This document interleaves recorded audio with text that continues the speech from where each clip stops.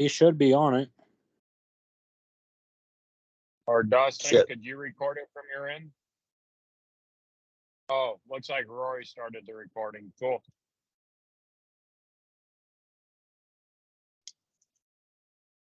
Go to on your Teams. Do you have a button that says calendar at the bottom?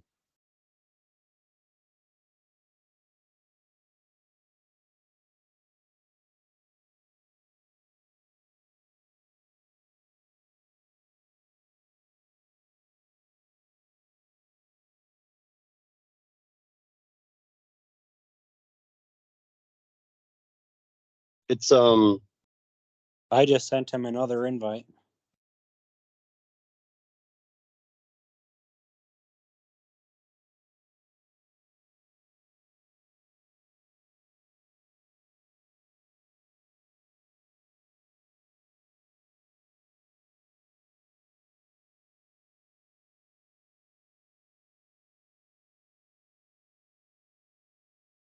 All right. Can you guys hear me now? We hear you now. Can you hear me? Ah, there we are. I was talking, but I don't think anyone heard me. Okay, so I'll repeat myself. This is a work in progress. PowerPoint, basic rack components, operations. We're not getting too in depth yet. I'm gonna keep building this over the next coming months to get more and more in depth as we go along.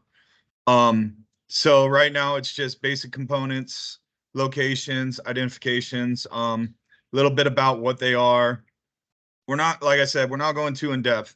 We're just going to start at the basics and work our way there. So I want to try to keep this short, sweet, and simple. And yeah, hopefully you guys all enjoy. Put a lot of time in this, so if I misspelled something, don't punish me too hard. So let's start with, let's just go here. Your main thing, your compressors. Obviously, everyone knows what a compressor is, right? I don't think we have any of the new guys on here yet, do we? You got Lewis here. Lewis is here. All right, Lewis. So your compressor. So the compressor is pretty much your heart of your refrigeration system. Just like your heart has two valves, your compressor has valves. It has an inlet and an outlet. It pumps from the suction, compresses, and pumps it out through the discharge side. Why don't you read my little, can you see my screen, Lewis? Yes, sir. All right, why don't you read this for the guys? I always learn best if I read stuff multiple times, so I'm gonna make you read it since you're the new guy. What other new guys we got?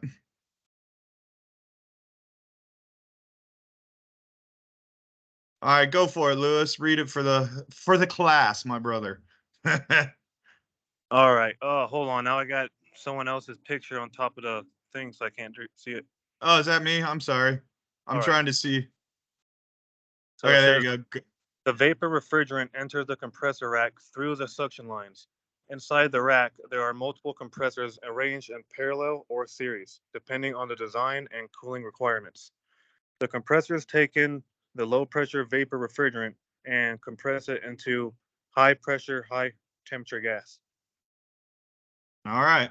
So like I said, very basic entry-level stuff for most of us guys. I'm sorry if some of the seasoned vets are get bored with this. All right, so here's a basic schematic of a good compressor rack. It's a very simple one. Looks like we got scroll compressors, digitals. So the first thing that happens after it goes through your compressor is it hits your discharge. Comes out your discharge line, hits your discharge header. Can you guys see my mouse? Right here? No, we don't see the mouse. Okay. Oh, I seen it. I can see it. So it comes out. Here's all your compressors, obviously. This is your discharge line. This is your discharge header. Comes out of your discharge header and hits your helical oil separator. Go ahead and read it again there, Lewis. I'm making you read most of this stuff. All right. The primary function of the discharge header is to channel the refrigerant in its gaseous state after being compressed by the compressors from the compressors to the condenser. This gas is at a high pressure and temperature due to the compression process. The discharge header serves as a conduit for this gas to move from the high pressure stage to the next phase of the refrigeration cycle, which involves condensation and heat dissipation. Yeah. Nice. So, and then obviously most racks, each compressor, I haven't put these in here yet. Each compressor is going to have its own high pressure cutout. And then each compressor most likely will have temperature cutout, temperature sensor on the discharge line. So you should be able to read discharge, and both of those will cut it out.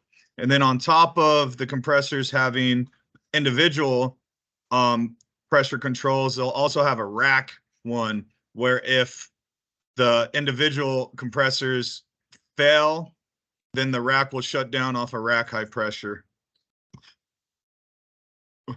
All right, so like we said before, it comes out of your discharge line. I don't know how to go back, otherwise I would. And it goes into your oil separator. This is your basic helical oil separator. So high pressure discharge comes in right here on the side, comes in, hits your helical design here, and then the droplets of the oil will land on the plates, and it'll go all the way down and to the bottom, and then your high pressure gas will go up and out the top. I think a lot of you guys have already seen this configuration. These bottom plate floats right here with this float are notorious for getting clogged, and they will stick. And this float, that's a very small needle that's in this float right here, where the oil actually passes through right here and actually goes back to your compressors. So this gets clogged all the time. So, all right, Lewis, you know the deal. Read up, brother. All right, a helical oil separator utilizes the principles of centrifugal, I know the word, I can't pronounce it right now. Centrifugal force and gravity to separate oil from the refrigerant gas. The design involves a spiral or a helical passage through which the mixed refrigerant and oil flow. As the mixture flows along the helical path, the swirling motion generated by the spiral shape causes the heavier oil droplets to move towards the outer edge of the passage due to centrifugal force. As the oil droplets move towards the outer edge of the helix, they coalesce and gather into larger droplets. These larger droplets are then separated from the refrigerant gas and are collected at the bottom of the separator. The relatively oil-free refrigerant gas continues to flow along the central axis of the helix and can be directed to the condenser for further processing in the refrigeration cycle. All right. So another thing, if these little floats get stuck here, a lot of ways you could clean them up to get you by in an emergency is whacking this bottom plate float with a rubber mallet. That has been known to clear these floats. That is just to get you by. You still need to come back and clean it. And then also, most of these floats, it'll have one line coming out to feed your oil, and then it'll have another service port usually there. I have been able to hook up to a discharge line and valve down the discharge to go through my hose and push higher discharge pressure through here than what's coming in up here. And actually I've cleaned it like that before, but like I said, you still want to go in there and actually clean this bottom plate float assembly.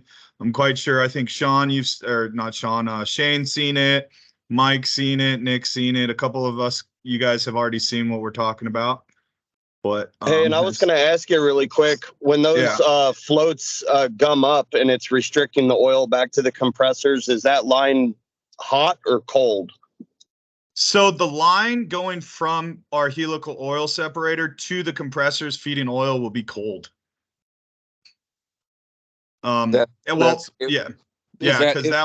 float is stuck, it's cold, or normal operations, it's cold. If it's stuck, it's cold. In normal operation, it should be hot, because you got to think this is all going to be discharge pressure still. Yeah. Okay. That was going to be my question: is what are some symptoms to identify that?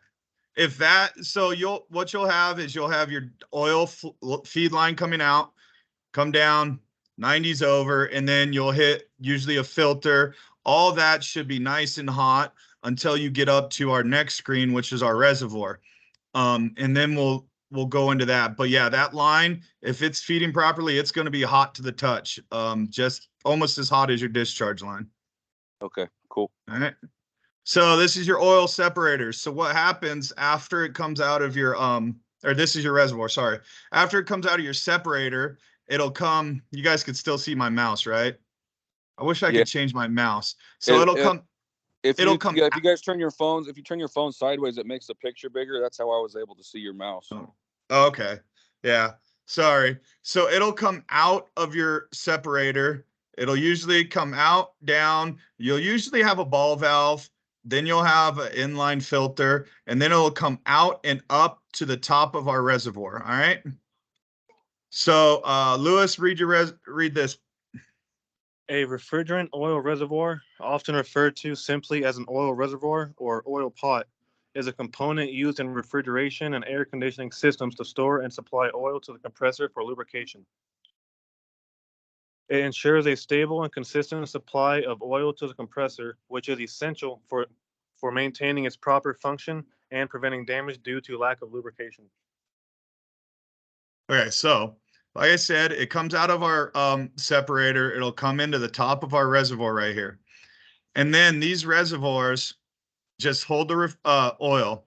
And then on the next screen, we'll go more in depth. There's usually a check valve that's on the top of this. And that check valve is piped out and up to the suction. So what that does is it'll check the high pressure gas that's coming into this reservoir, and it'll check it usually. Oh, there it is. That's what it looks like. This is a OCV 30. So 30 PSI higher than suction. So if your suction's sitting at 15 PSI, it'll keep that reservoir at 45 PSI. So that way, obviously, we could read this, and I think it says, go ahead. Who does anyone else want to read it? No? I'll read it. Go for it. Sideways. All right. Oil check valve. The Sporlan, can you hear me? Yeah, I can. Okay, cool.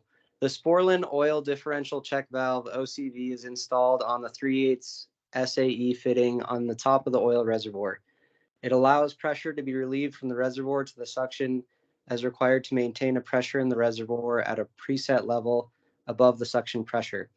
The pressure differential created by the OCV assures oil flow from the reservoir to the oil level control, providing there's adequate oil in the reservoir.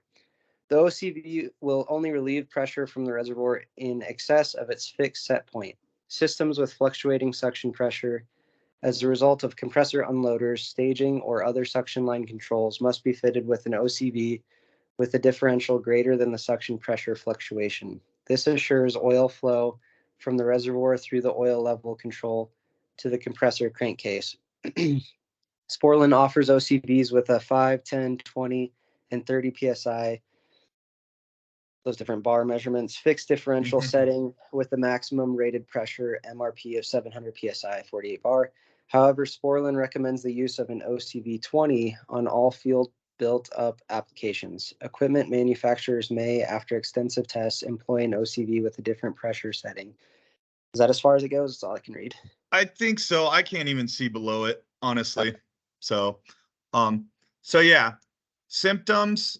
If you're still not getting oil flow and that feed line is hot that we were just talking about coming off of our separator going into our reservoir, you'll find is your reservoir is going to be hot to the touch. If this check valve fails, then it's not checking any of that excess gas up to our suction. So what you do is obviously you'd hook up to your oil reservoir and check your pressure inside your oil reservoir. It should be 20, 15, 5, 10, 20, 30 PSI higher than your suction. So it's stamped right on this OCV. I don't know if you could see it, but it's stamped right on the side. It'll say OCV 5, OCV 10, 20, whatever it is. So that's another thing that I think has failed at both of our Costco's in Pocatello and in Idaho Falls. And yeah, so it'll come out of that, and then usually you'll also have another ball valve on that check line that's going to your suction. All right. Let's see. I'll just throw in there with that too, that like I'm sure many of you have seen like a rack that's running 2 suction groups. You know, you might have a rack that's running a 20-pound suction, and that same rack has a second group that's running a 40-pound suction.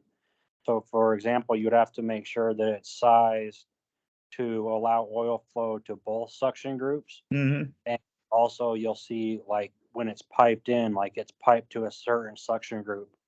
So if you had a 20-pound suction and a 40-pound suction, you'd obviously want it piped to the higher of the two, right? So that you constantly have that. If you pipe that 15-pound check valve to the 20-pound suction, you would essentially not allow for any oil flow for your higher suction group.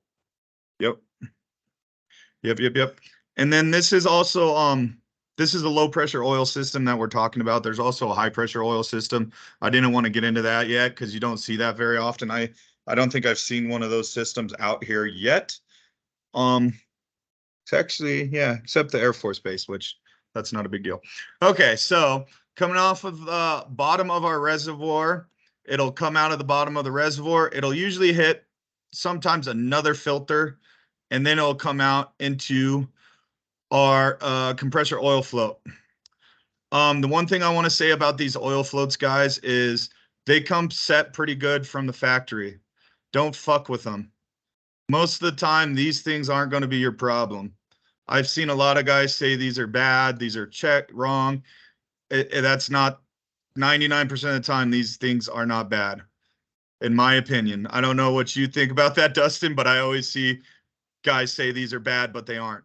And the one thing, if you do, I've only ever changed one because someone broke the adjustment stem off on it. Yeah, exactly. So they don't go bad. And when they do, if you ever have to adjust them, there's certain protocol to adjust them. You usually have to drain the oil out of this guy. It has to be empty, and then you set it. At least the last time I checked, I believe that's how you do it. So, yeah.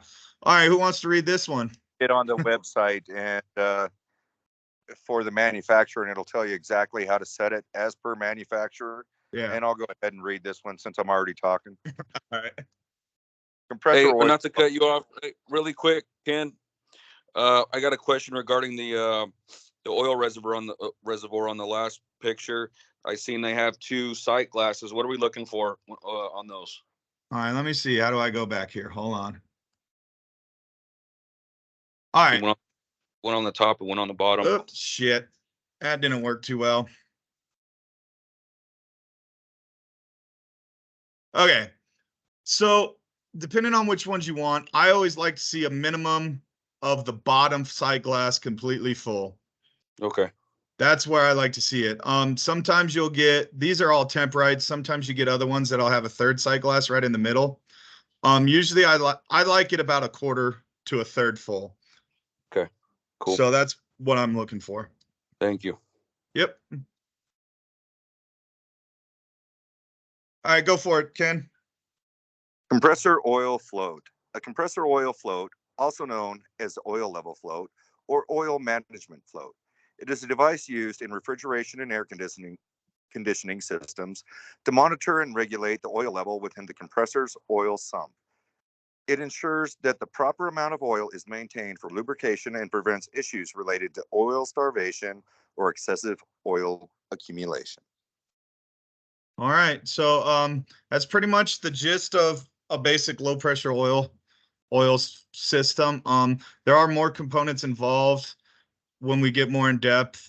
All compressors have an oil pump inside it. Usually there's going to be oil screens and some other stuff, but I didn't want to get into that yet. I just wanted to go over basic components for now. So I think that's all we got. Boom. So heat reclaim. Yeah, go ahead. Before adjusting, before adding oil or removing oil, just thoroughly diagnose everything. Just like a lot of stuff in refrigeration, there's an oil filter on there too. If you have a plugged oil filter and you've got oil fail issues on your compressor, but you're like, I don't understand, like the reservoir is full. Usually if the reservoir is full, then, you know, you could have a restricted oil filter. And same thing like before, like adding oil, you know, if you have a lot of low superheat issues and a lot of flood back issues, the liquid refrigerant will actually wipe the oil out of the system. So it's always like a good idea to like pump the rack down, let as much oil come back as possible. So don't just take a glance at the reservoir level and decide, oh, it's got too much oil, I need to remove some, or it's got too little. Like I've heard lots of stories and have seen it myself of guys that have gone in and add a gallon, a couple weeks later, add a gallon. Next time you know, someone finally fixes the issue and resolves the flood back, and then, you know, you're pulling 30 gallons of oil out of a rack because people didn't know what they were doing. Yep, and then the other thing that'll cause oil failures is low refrigerant. Low charge, you need, you know, just because it's got a separator and a reservoir doesn't mean it's catching all of the oil. Some oil still goes out in the system. And if you're low on gas, the gas carries the oil back to the compressors. If it's low on gas, then that oil's not coming back. And to point out what Dustin was saying, Ida Beef, any of you guys been out there, that system, I think we drained over 60 gallons of oil out of it once. So yeah, don't just go adding willy-nilly. So yeah. All right, so heat reclaim. A lot of these bigger supermarkets, they will use heat reclaim for the winter time or even the summer, instead of sending your hot gas up to your roof to go to your condenser, they'll send it to a hot water tank to heat hot water. They will send it out to a coil in the warehouse and use it as heating. So this is your basic heat reclaim valve. Pretty much, and it's also like a split valve. But we'll get into that later. So who wants to read about this little guy? It's basic valve. I can got read. it. Oh, go for it. Refrigerant heat claim is a process in which the waste heat generated by a refrigeration or air conditioning system is captured and repurposed for other useful applications. Instead of simply releasing the waste heat into the environment, heat reclaim systems allow this heat to be used for space heating, domestic hot water production, or other heating needs. This approach contributes to energy efficiency and sustainability by making the most of the thermal energy that would otherwise be wasted. So pretty much self-explanatory. Instead of sending it somewhere where we don't care about it, we send it somewhere where we could actually make it useful. So yeah. So some of these, like I said, some of these rack systems will have, I've seen stores where they have multiple heat reclaims. Usually one system will do heat reclaim for hot water. Another system will do heat reclaim to heat the warehouse in the winter, and so on and so forth. And then you'll see these valves are pretty much the same valves that they use for summer and 50 and 100% condensers. So we'll get into that too. I don't know if I got that far though. All right, so after it goes up, it'll go to your subcooler. All right, who wants to read about subcoolers? Is Nick on here? Trying to get it out of Costco still. Okay, I was going to make you read about this one since you're dealing with a subcooler out there, but I guess I'll leave you alone. Who wants to read this one? I'll read it. Go for it. Subcooler. A refrigeration subcooler is a component used in refrigeration and air conditioning systems to further cool the liquid refrigerant. Exiting the condenser before it enters the expansion valve. The purpose of a subcooler is to reduce the refrigerant's temperature below its saturation temperature at the condenser pressure, thereby achieving a state of subcooling. Subcooling improves the efficiency, performance, and stability of the system by ensuring a fully liquid state of the refrigerant and preventing flash gas formation.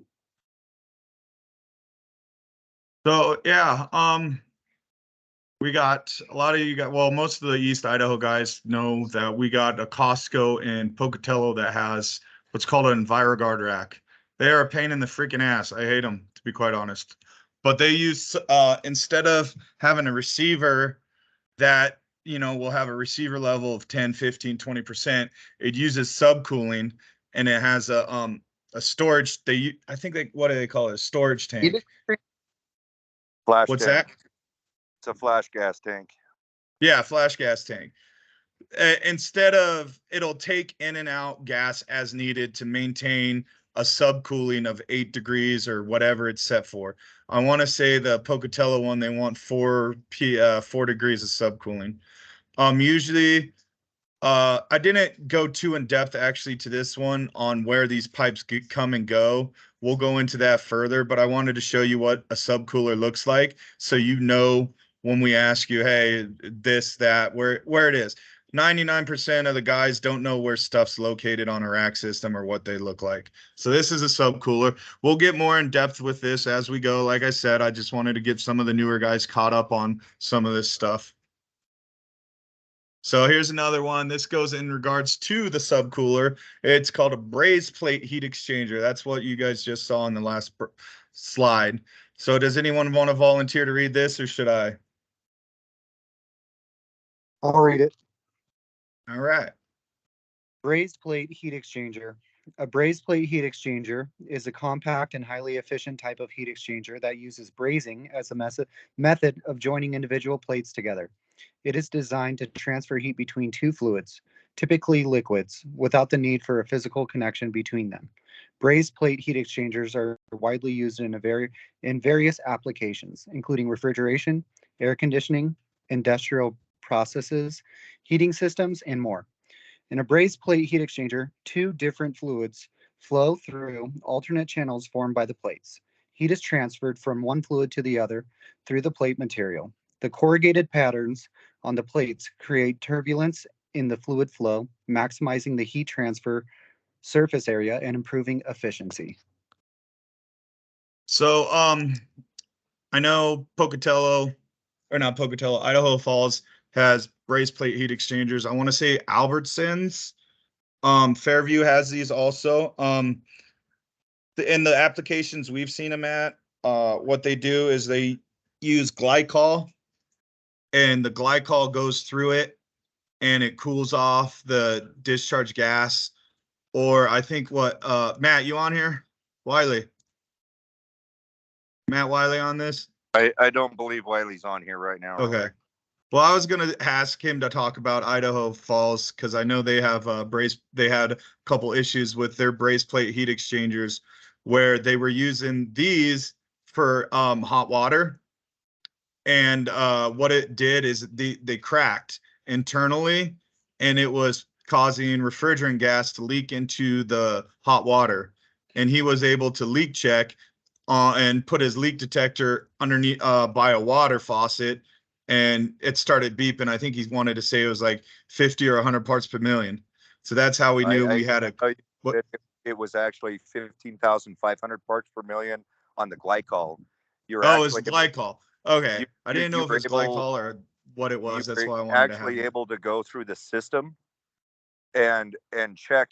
You were able to use a regular leak detector and check for glycol leaks, because there was such a high concentration at the spouts. When we found, I believe we found 2 leaks in racks and we actually found them mostly 100% by using the leak detector. So nice. So that's a little introduction to those. All right, your condenser. Everyone know what a condenser basic is. Usually the condensers will for supermarket applications, they'll have what's called a split condenser and full condenser. It'll use the full condenser during the summer. It will use the right side for winter only for the 50/50. And then also the other thing about when you talk about condensers, you also, when we talk about fans, usually on condensers for rack systems where we have multiple fans here, 1, 2, 3, 4, 5, 6, 7, 8, you always start at the head. What I mean by head is where all your piping comes in. So right here, this would be considered the head. These are your head fans. Most times these fans will stay on. These are the ones that run the most. And when it comes to VFDs or staging, it'll stage on as it goes this way. I can't remember. I want to say the one on, it goes fan 1, fan 2, fan 3, fan 4, I believe. So left to right. Oh, I can't remember though. So who wants to read this little shindig about condensers? How about we have Lewis do it again? We'll back to you, buddy. Oh, I was about to volunteer myself anyways. Perfect. All right, condenser. The primary function of a refrigerant rack condenser is to release heat from the refrigerant gas that was compressed and heated in the compressors. This heat release causes the refrigerant to change from a high pressure, high temperature gas into a high pressure liquid. The condenser essentially completes the heat exchange process started in the evaporator, allowing the refrigerant to cycle back to the evaporator and repeat the cooling process. All right, so everyone's seen basic condensers, so. All right, we got a big one on receivers here. Got multiple, you got vertical, horizontal receivers. So yeah, you want to read this one again there, Lewis, or who hasn't read? Who do we got on here? I'm going to start calling on people.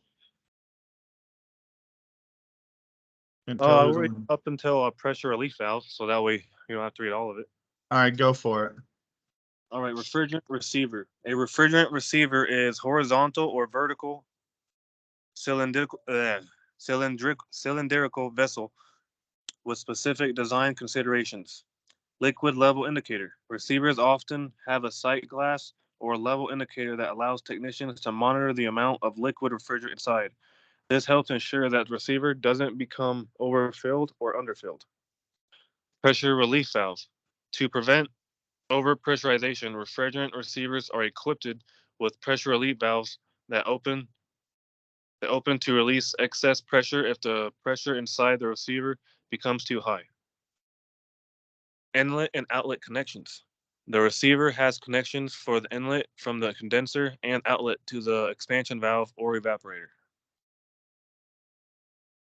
All right, so all these horizontal ones right here, usually you'll have a liquid level indicator right here. I've seen a lot of these. They have little gaskets. They will fail on them all the time. I've replaced them. They're notorious at Walmart's. And if we're lucky, hopefully, yeah. These vertical ones, they use, what are they called? Hansen rods that will go from the top all the way down to the bottom to read levels. And you'll also have little sight glasses just like on your reservoir right here, obviously. And then you could also, if you get one like this or something where it doesn't have sight glass, one way to tell where your liquid level is, if it's not insulated, is torch it and then feel up the side of it to see where it goes from cool to hot, and that's your receiver level. So float valves. All right, shall we go to the next one? No, see, man, this is going quicker than I was expecting. We're already, so out of the receiver, it'll hit your drop leg. It drops down from the drop leg and it'll hit your liquid header usually. Your liquid header on a rack, and then it'll hit the actual, oh, what the hell? How'd that happen? How do I go back? Crap, gotta go back. There we go. So for some of the newer guys, let's go back to this. So in our refrigeration cycle, can you guys see this still? Why does it do that? Getting annoyed. Operator error. Yeah. All right. So here's your receiver in our diagram. You know, we got discharge line, helical separator, up to our condenser, into our receiver, out of our receiver, and then it'll hit a filter dryer right here. Usually those are RCW 43s. Some of the bigger sites out at Ida Beef, they use 100s, 100 cubic inch filter dryer cores right here. If we're lucky, some of these newer locations, when you got to change these, they pipe in a bypass, which is freaking awesome. And then there's your ball valve. Then it'll hit your moisture indicator. And then it'll go and hit your TXV. Oh, it doesn't even show a TXV on here. What the shit? Metering valve. Yeah, TXV, metering valve. So, Cool. let's go to our TXV. You really got to quit swearing like that. What's that? Said you got to quit swearing like that. You're using my biggest swear word in the world. Oh, whatever. I'm Irish and I was in the Navy. I'm screwed. So I was talking about Ida Beef. Ida Beef. Yeah, that fucking place. I got a lot of experience there. What can I say? I'm just happy I'm probably going to jinx myself, but we haven't been out there in like 4 weeks, so it's nice. Anyways, this is better than porn. Yeah. All right, Lewis, I'm making you read a lot because you're the new guy. I'm picking on the new guy, and I'm trying to get you to learn. So read up, brother. All right, TXV metering device. A TXV or thermostatic expansion valve, also known as a TEV, thermostatic expansion valve, and a metering device are key components in a refrigeration or air conditioning system. They play a crucial role in controlling the flow of liquid refrigerant from the high pressure side condenser to the low pressure side evaporator of the system. Their purpose is to regulate the refrigerant flow rate and control the amount of liquid refrigerant entering the evaporator, ensuring efficient heat exchange and optimal system performance. Awesome, thank you. So little diagnosis issues with TXVs. You obviously got your power head here, your bulb here. Where do we mount our bulbs on where do we mount our bulbs? Anybody? The 3 o'clock position. Okay. Clock. Yeah. Between 10 and 2 on the liquid line. Now. Wherever 4 and 8 on the vapor line, so you get a mixture of gas and liquid. Yep, 4 and 8 o'clock on the suction. That's where you want it, ideally. If you put it up at the 12 o'clock, it's going to get nothing but vapor, and it's going to think it's running really warm, and it's going to freaking flood the shit out of our evapes. If you put it down at the 6 o'clock on the pipe, then it's going to think it's really cold, and it's going to shut down. So that's why we put them at the 4 or 8 o'clock. Could also learn a lot about icing up issues by looking at where the ice forms on your TXV. If it's forming diagonally across the valve, what's that? Oh, keep going. Okay, so depending on where the ice forms, if it's forming on the outlet, if it's forming diagonally across the valve, or if it's even forming before the valve, there's usually an inline filter here. So if that ice starts forming right there at that filter, what's that mean? Restriction. Restriction. Filter's fucking clogged. Same thing as if it's, what's that? 5 points for that one. Yeah, there you go. So also these power heads will rust out and corrode. I see them all the time. This freaking lip they have, or even this top. Go ahead. The thermal expansion right there. The temperature. Yeah. It's a disc inside of it that move up and down with gas. Yeah, but I've seen these rust out, and these things will stop working, and it'll stop going up and down, and then you got to change the power head. And there's also a balance port valve, which will have another valve coming out going to your suction line. We'll get more in depth on different valves and how they operate at a later time on another one.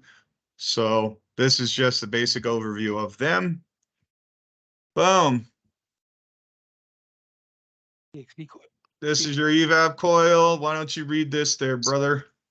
Making you read the rest of these. Shit, we're almost done. You guys haven't had a lot of questions. was expecting it to go longer. Yeah, I appreciate it anyways. Thank you for the training. Yeah, no worries.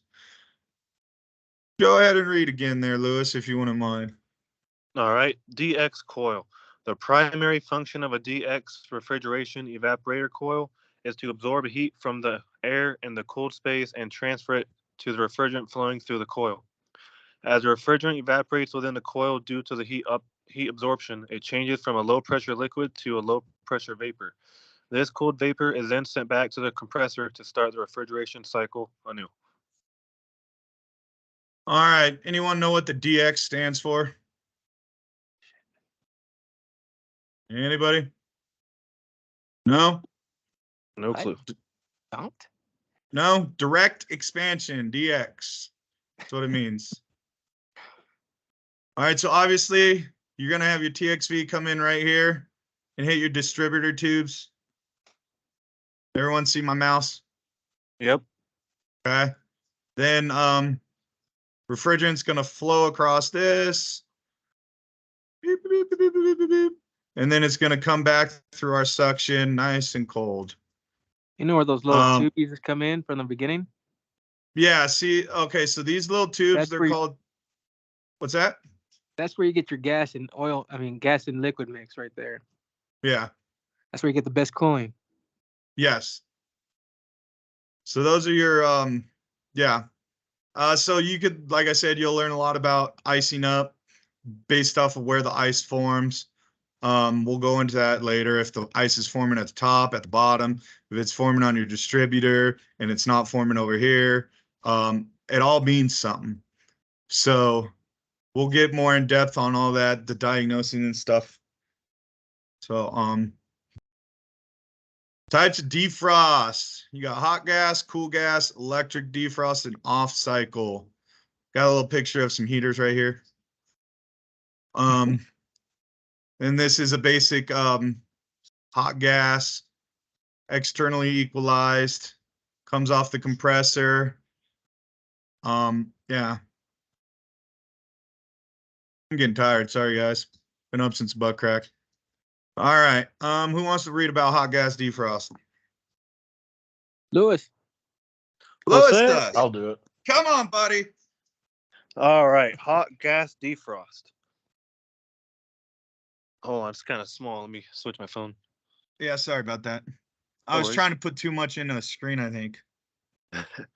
All right, hot gas defrost is a defrosting method used in refrigeration systems, particularly in cold storage, freezer, and refrigeration units. It involves using high pressure refrigerant gas from the system discharge side to remove ice or frost buildup from the evaporator coils. Hot gas defrost is an efficient and commonly used technique that helps maintain the efficiency of the refrigeration system. Benefits is hot gas defrost offers several advantages. Efficiency. Hot gas defrost is an efficient method of defrosting as it utilizes the waste heat from the refrigeration system to melt the ice buildup. Speed. Hot gas defrost cycles are relatively quick compared to other defrosting methods, minimizing downtime and ensuring the system returns to normal operation swiftly.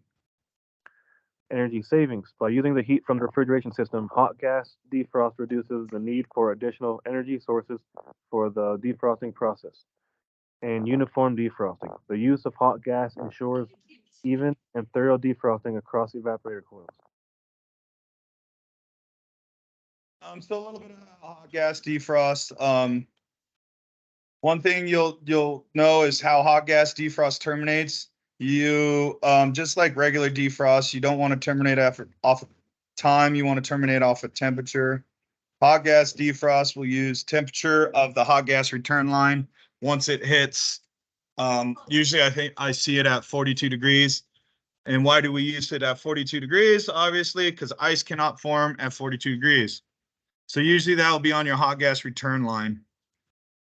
So if you see it going up to 50, 60 degrees, you need to check where that hot gas defrost termination sensor's at.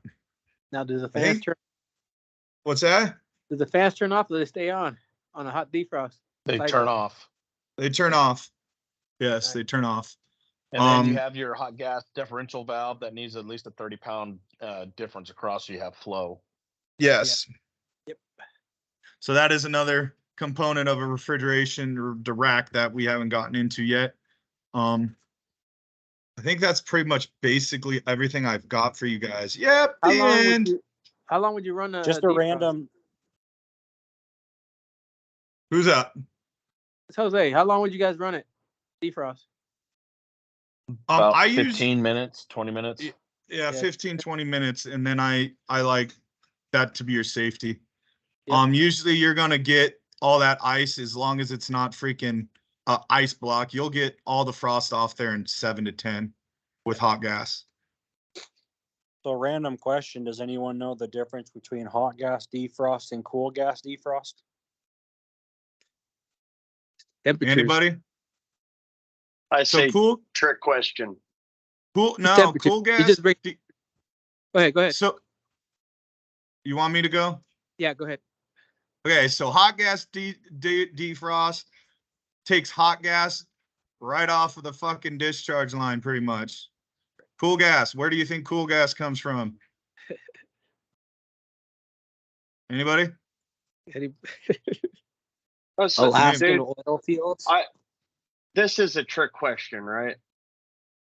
No. Where do you think the cool gas is coming from? Where do Come on, I think it's Shane. coming from? The only logical explanation for a cool gas defrost is if you're on like a walk-in cooler and it pumps down and your fans continue to run and your coil melts. It's another word for. Now that'd be off cycle, dude. Yeah, it's a real thing. There's Good point. hot gas defrost and there's cool gas defrost, and the reason why they're different is because where they're starting the defrost or where the discharge pressure gas is coming from is from a different spot. So if hot gas defrost comes right off the discharge header, whoever can tell me where cool gas defrost comes from, I'll buy them lunch. Oh, yeah. Damn it! Can I join? You have to have Comes a off two-stage the system. discharge. I'd believe it'd come off the condenser. It's a two-stage system. On the liquid side. It's coming off the receiver.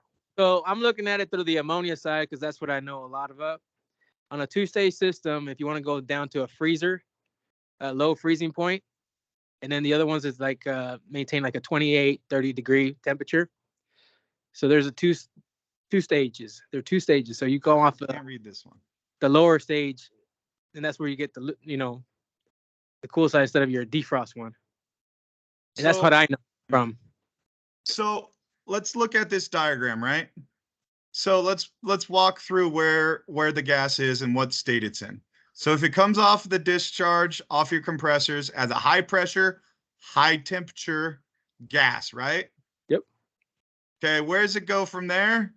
It comes and hits our helical separator, and then it goes up to our condenser, where the condenser does what to it? Turns into liquid. Condenses it, obviously. Hey, I Googled it. I know the answer. Go for it, Shane. The receiver? Yep, Oh, it comes off the top of the receiver. Yeah, I was gonna say these dudes could be wrong too. I'm on HVAC talk. Cool gas defrost systems use cool gas from the top of the receiver instead of hot gas. Yeah. The defrost valve, which is piped into the top of the receiver. So what it does is your condenser, high pressure, high temperature gas comes out, high pressure, low temperature gas into the receiver. And then low temperature gas, it'd usually come off the top of the receiver and then it'd go in right into wherever your evap on this side of your, yeah. So yes, cool gas is a thing. I thought I should throw that in there. I didn't get into the actual workings of it with the PowerPoint yet, but we will. So and just like I told you, there's low pressure and there's a high pressure oil system. This is low pressure that we're dealing with. Well, actually, yeah. So there's your check valve right here. If you guys could see my, yep. That's where your check valve would be right here. And there's to your suction line where it vent. You can see This is the different colors. This is going to be hot. And then it goes in here and it cools off. So anyways, any other questions, guys? I hope you enjoyed my little presentation. I think it was quick. I'm going to be working on it throughout the next coming months. I think I've shared it with Dustin, Travis, John. If you guys want to throw in anything that I forgot, obviously I'm missing a lot of components too. So, yeah. Again, Anything else, Rory, guys? thank you for taking the time out and doing this for us because you're Yeah, no awesome. problem. So I would Yeah, say for future slides, what have you guys encountered on rack systems that maybe you don't understand as much and would like us to go deeper into detail on? Rory's a pain in the ass. What? My Your pain in opinion the that I ass. hate EnviroGuard. Yeah, I hate EnviroGuard sucks. EnviroGuard too. EnviroGuard sucks. Yeah, EnviroGuards suck. So that's actually, I think this picture right here. That was This awesome. is in. I think it's this picture. Oh, how do I get it to do that? Yeah, this is an EnviroGuard system.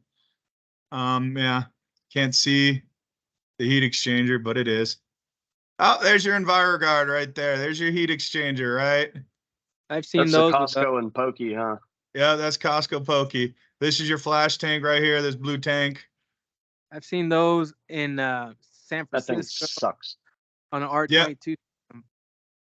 Yeah, EnviroGuards are a pain in the fucking ass. I forgot about them Yeah, until I walked into Pocatello Costco. I was like, God damn it. Hey, Critically John. charged system, pain Yep. in the ass. Hey, Rory. One thing I think might be cool to talk about is, John, you might have to jog my memory, but I called you at like 6 a.m. I think it was at that Fred Meyer's in North Boise. But those racks, what were those? Like Copeland racks? They Yeah, was those like are a Husband protocol racks. Oh, protocols. Yep. Yeah, and they're Yep. just, instead of, they use scroll compressors with digitals, Mhm. with digital unloaders. Okay. Okay, so we'll start working on a presentation I'll start throwing in stuff about the high pressure oil system for our next one.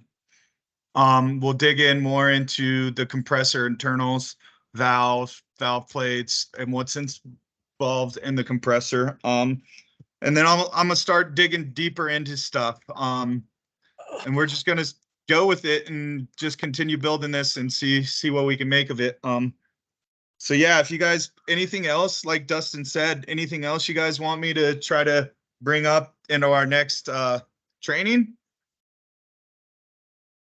I think just like a general like maintenance would be good to cover, just so we know kind of the basic functions too. I mean, because I don't know who does PMs over there, but there's only like one guy here for Boise.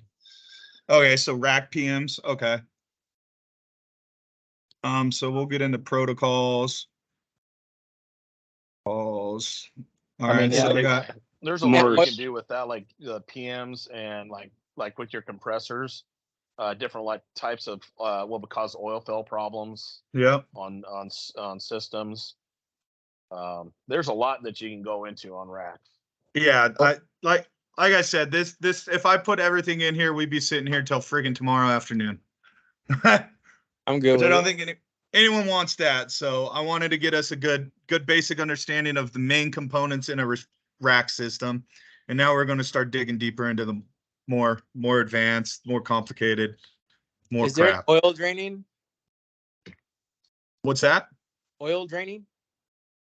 No, there's no oil drain on these. maybe dive a little bit further into those semi-hermetic compressors. Yep. And how to not take an oil bath. Yeah. We've all done it. I've taken a few myself. Yeah. And one of them at Costco. Yeah. So All right.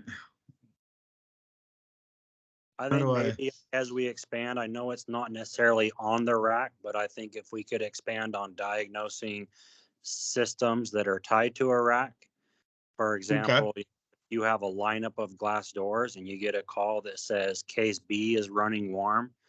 A lot of guys that haven't been in supermarkets, they go to case B and they sit there and work on case B all day, when in reality you could have superheat issues with case A or case C, or a fan out on case D, all throwing average temps off, which would cause maybe case B to run warm. If case B has a low superheat or whatever is low temping, it doesn't necessarily mean adjust the superheat on that case. You have to look at all cases on that system and maybe adjust other cases as well. Low refrigerant level. It's the Yeah. last one on the rack.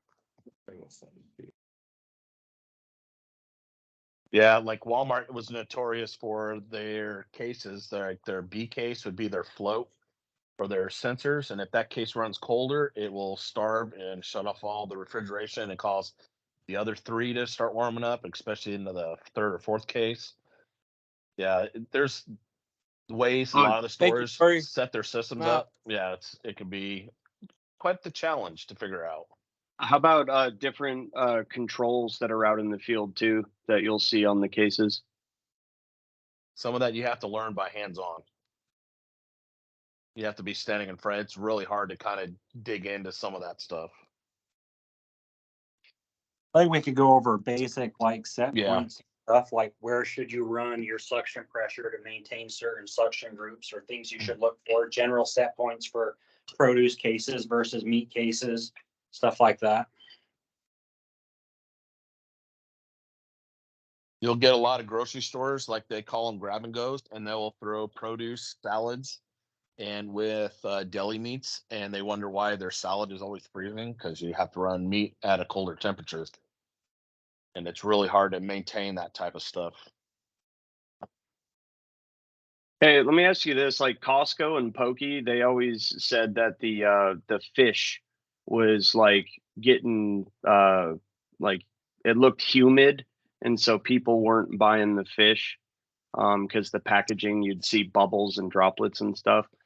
And on that one individual case, it was they had chicken, beef, fish, and then something else, but the fish always seemed to condensate or like bubble up.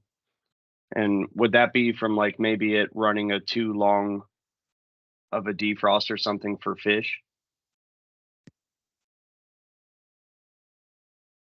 When it comes to that, in storing different meats, they need different defrost set points and different temperature set points, because fish is a lot thinner and a lot finer meat.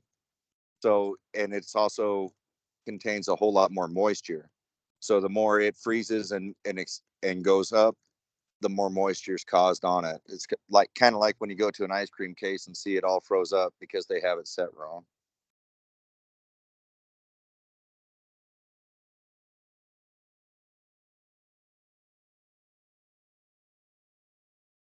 Like Rory said, though, there's a lot of different things. It'll take several different trainings to go through. Not even all of it. We'll probably never be able to touch on all of it, but I would just say if you are ever working on something, whether it's on a rack or a supermarket or anywhere, and you don't understand, like, reach out to people, and sometimes just having someone else's ideas can help you out with your diagnosis. So, we're all a team here. So if you're struggling on something, like, there's someone here that's probably struggled on it before and can help out.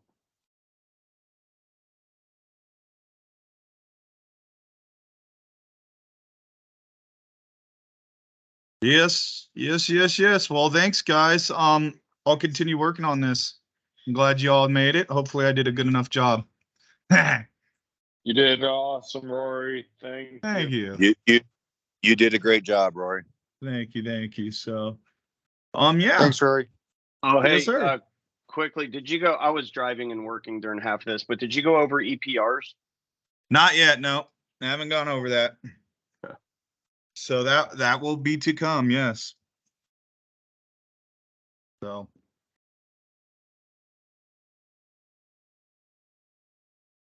All right. Well, I guess I'll turn off the recording and I'll tell you guys thank you once again. And